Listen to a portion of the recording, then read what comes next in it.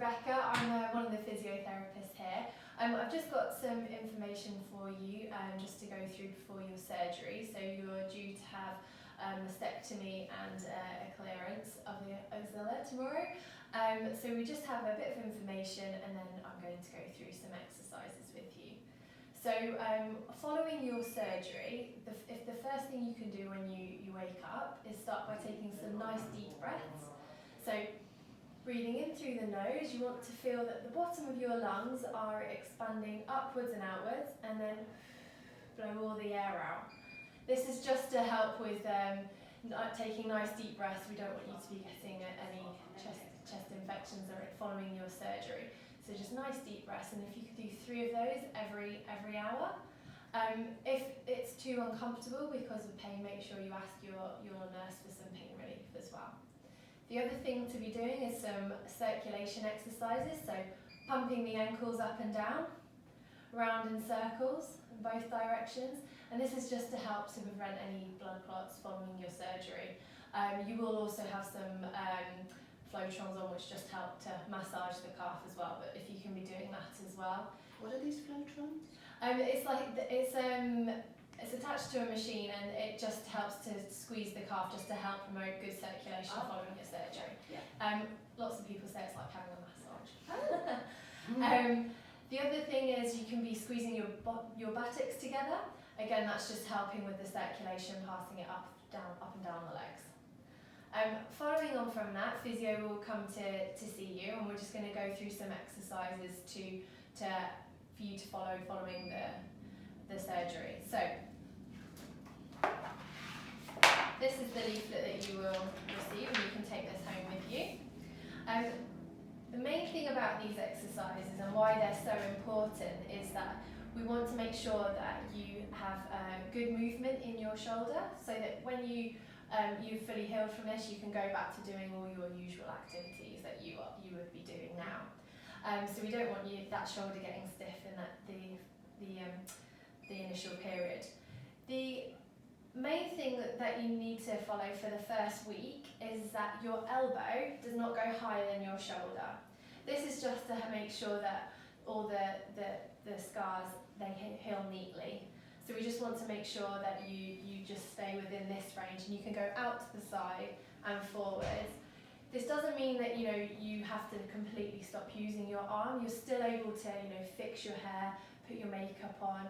If you needed to reach for a light glass out of a cupboard, you can still do that. But anything where the elbow goes above the shoulder, just for the first week, we want you to try not to do. I suppose the stitches could burst if I overstretched or something, could I? No, they're not likely to do that. It's just more so to help with to promote good healing. Right. Otherwise, the scars can heal with a bit of a stretched appearance. So it's just to make sure that it heals nice and neatly after the consultants have done all their nice work.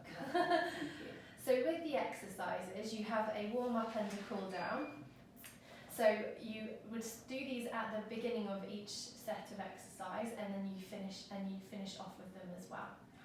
So every single exercise you will do 5 times, and you will try to do, and if you can try to do that 3 times a day, that would be perfect. So to start with, you're just going to start with shoulder shrugs. So you're just going to go up and down for 5. Are you able to do that? Can you do that 5 times? That's it. Okay, and then you're going to circle your shoulders backwards. So again, for 5 times.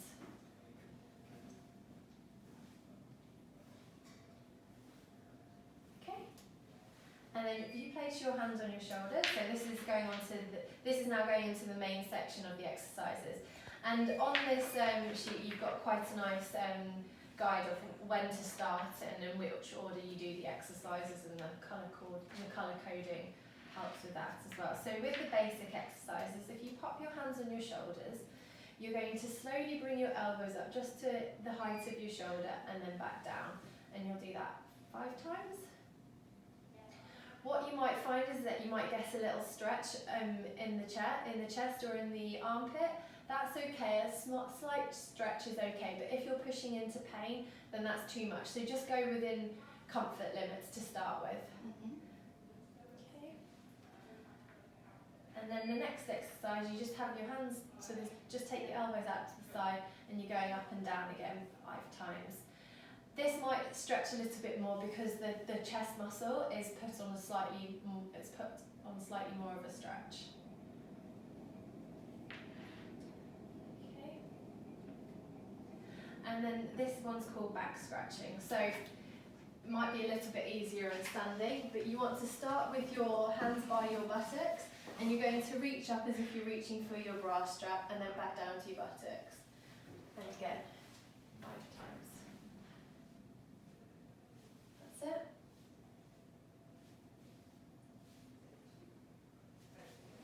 Perfect. And then the last one for the main section is you're going to pop your hands onto your shoulders, onto your neck, sorry, and then you're going to take your arms out to the side. Again, you might feel quite a big stretch across the chest, and then bring them back in. You only need to bring them to the centre, you don't need to try and push them together, just to neutral is fine. Okay? And again, within comfort limits.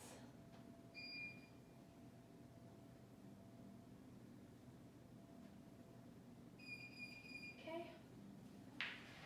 And then you go back to the first 2 exercises as your cool down. So if you just do your shoulder shrugs 5 times.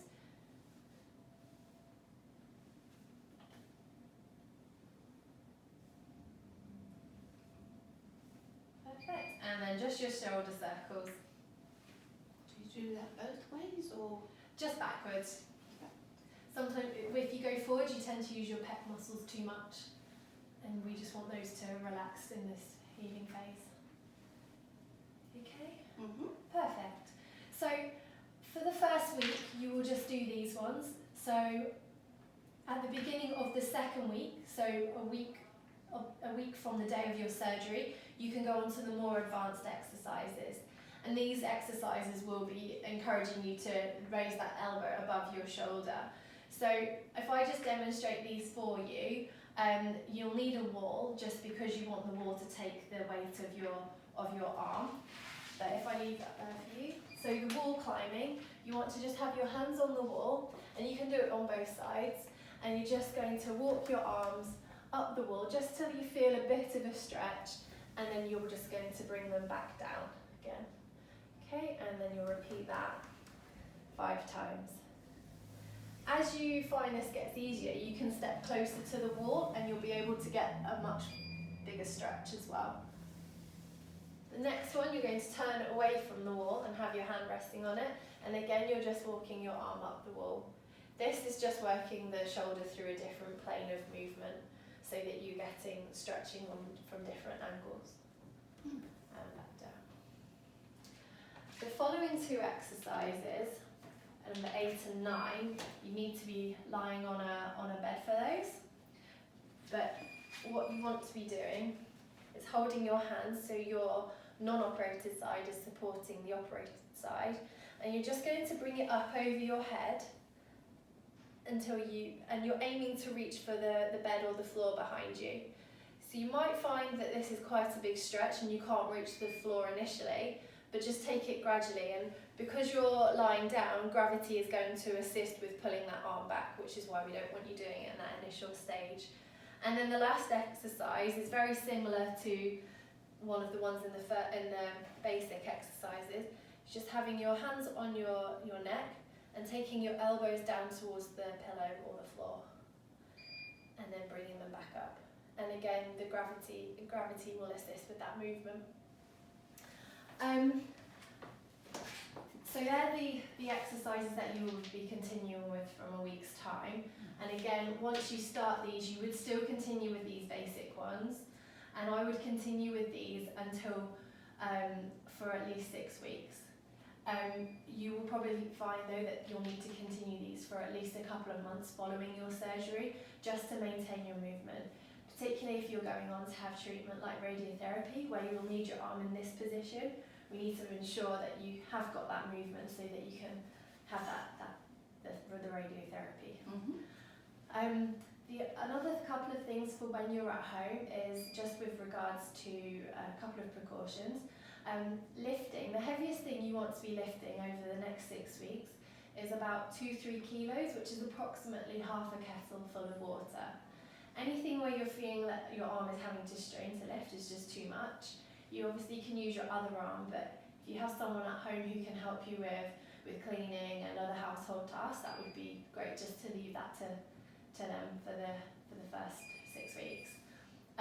If you enjoy things like cooking, then you still can do that, but anything where you're having to lift pans and anything like that, if someone else can do that, that will just help to protect and let the area go through its healing process. If you have any questions following on from this, then you have your breast care nurse, which you can contact, or you can also ask your consultant any questions you may have when you see them as well. Do you have any questions at the moment? No, I don't think so. No? Okay. No. Thank you.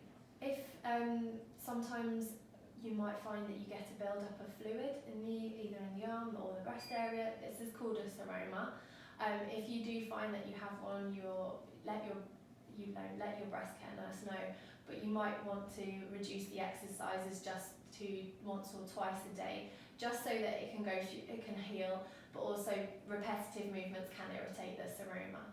But your nurse will be keeping an eye on everything, so that's just something to be aware of. It doesn't mean you have to completely stop the exercises, but I would just reduce them ever so slightly. Thank you. Okay, lovely. All right, perfect. Thank you.